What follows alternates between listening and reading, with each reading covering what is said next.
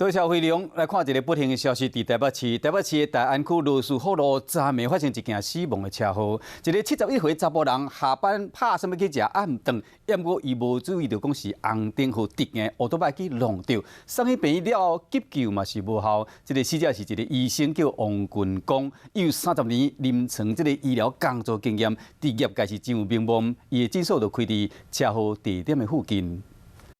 车有够济，外面倒边下口有一个白头毛查甫人，准备要过路，倒边有一个奥多麦完全无减速，就咧甲弄落去，弄一个真大声，边啊等公车的民众惊一个滑头看。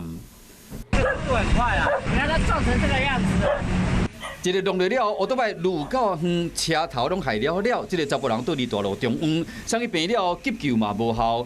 意外发生伫台北市大安区罗斯福路3段，昨暝这个71岁查甫人无注意这个负责。 直接弄红灯，想要到好直行奥多麦弄到。很多老人家都是这样。警方一个调查发现，讲这个死者是名医王群光。这个精神分裂的哈。 王群光1980年台大医学系毕业，捌做急诊科的主任、医务部的主任，有30年临床医疗的工作经验，专门研究外科、骨科、嘛捌讲数氢气会使治疗巴金森氏症。你业界真有声望，目前开一间诊所，车祸地点伫诊所的附近，敢若是下班准备要去食饭，才出门无偌久要过车路，就拄到死劫，伊家职工因此过身。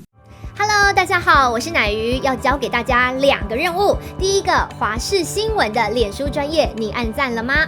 还有华视新闻的 YouTube 频道，赶紧订阅起来，还要记得按赞，开启小铃铛哦。